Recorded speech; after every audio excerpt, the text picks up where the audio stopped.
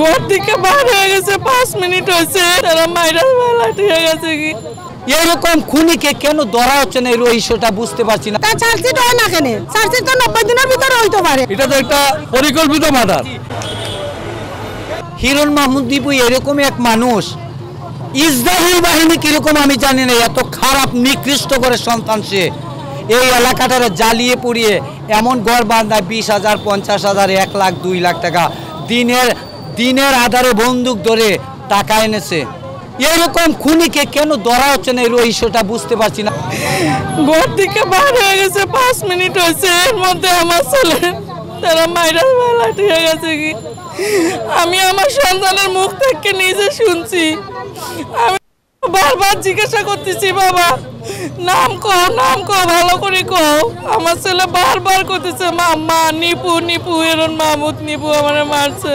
যে আরিফ হত্যা, এটা তো প্রায় দীর্ঘ 2 বছর হয়ে যায়। যে হিরণ মাহমুদ নিপু ছাত্রদলের সভাপতি ও নিজের হাতে মার্ডার করছে। আমরা অনেক ধরনের হুমকি ধুমকিও দেওয়া হয়েছে, এরপরে আমরা মহিলার ফিস ছাড়ছি না। তাতে আমরা জানে মারলে মারিলাম, তার তো প্রভাবশালী, তার দলেরও ক্ষমতা আছে। এরপরে আমরা বহুত ধরনের হুমকি ধুমকি দেন না। এখন তো দল ক্ষমতা, তার পয়সা আছে। তার চার্জশিট হয় না কেন? চার্জশিট তো 90 দিনের ভিতরে হইতে পারে, হয় না কেন? আপনারা বুঝেন না নি? 2 বছর হয়ে যান মহিলা চার্জশিট হন না, এর সময় দেখবা শেষ মামলা। এই যে আরিফের মা চোখের পানি বারবার ফালাচ্ছে, কেন ফালাচ্ছে? সে গরিব অসহায়, সেই জন্য তার বিচার নাই। আমি আবারও দৃষ্টি আকর্ষণ করে বলছি যে হিরণ মাহমুদ নিপু প্রশাসনকে টাকা দিয়ে, এই প্রশাসন টাকা দিয়ে এই হিরণ মাহমুদ নিপুকে বাঁচিয়ে আছে। আমি এখনো কোনো বিচার পাইছি না, কারণ বিচার পাইমু কেমন করে? আসামি বাইরে ঘুরতেছে, আসামি এখনো আমাকে হুমকি ধুমকি দিতেছে। আমার একটা ছোট ছেলে আছে 15 বছরের বয়স, এর ছেলের উপরে পর্যন্ত বিভিন্ন জাতের মামলা দিয়ে রাখিয়ে দিছে। আমি বিচার পাবো কি? আরো উল্টা বিচার আমার সঙ্গে তারা করতেছে। আমি আর কি বিচার পাবো? আমি প্রশাসনের কাছেও কোনো বিচার পাইতেছি না। এখন এই মুহূর্তে চার্জশিট দিতে অসুবিধাটা কোথায় আমরা তো বুঝি না। এটা তো একটা পরিকল্পিত মার্ডার। সে এর আগে 2 বার অ্যাটেম্প করেছে, তাকে জখম করেছে, তারপরে 3য়বার তাকে হত্যা করে, 3য়বার বা 4র্থবার। এখন এই অতি দ্রুত সময়ের ভিতরে চার্জশিট দেওয়া একটা অসম্ভব কিছু না, একেবারে সহজ। সে হলো একেবারে পরিকল্পিত খুনি।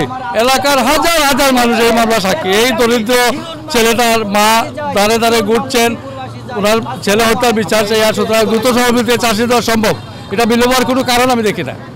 সিআরপিসি 120 এটা বিধান থাকলেও একজন আইও সাহেব বিশেষ কোনো কারণে তদন্তের স্বার্থে, তথ্য উদ্ঘাটনের স্বার্থে বিলম্ব একটু করতেই পারেন, কিন্তু আজকে 2.5 বছরের মতো 2 বছর অতিক্রান্ত হয়েছে একটা পরিকল্পিত মার্ডারে চার্জশিট দিতে, তো বিলম্বের কোনো কারণ আমি দেখি না। এখন ওদের কাছে আমার দাবি, প্রশাসনের কাছে, যে পুলিশের কাছে, পিপিআর কাছে আমার মামলা আছে, তাদের কাছে আমার অনুরোধ যে আমাকে 1 সপ্তাহের ভিতরে চার্জশিটের জন্য দেয়। চার্জশিট পাইলেও আমার আত্মাটা একটু শান্তি হবে, যাতে আমি বুঝবো যে না, বিচার কাজ শুরু হবে। যতদিন আমি এদেরকে ফাঁসির কাঠগড়ায় দেখছি না, অতদিন আমার মায়ের মন শান্তি হবে না, আমি অশান্তি। আর একজন মা যদি কাঁদে, আর একজন মা যদি অভিশাপ দেয়, আল্লাহর আরশ পর্যন্ত কাঁপতে ওঠে।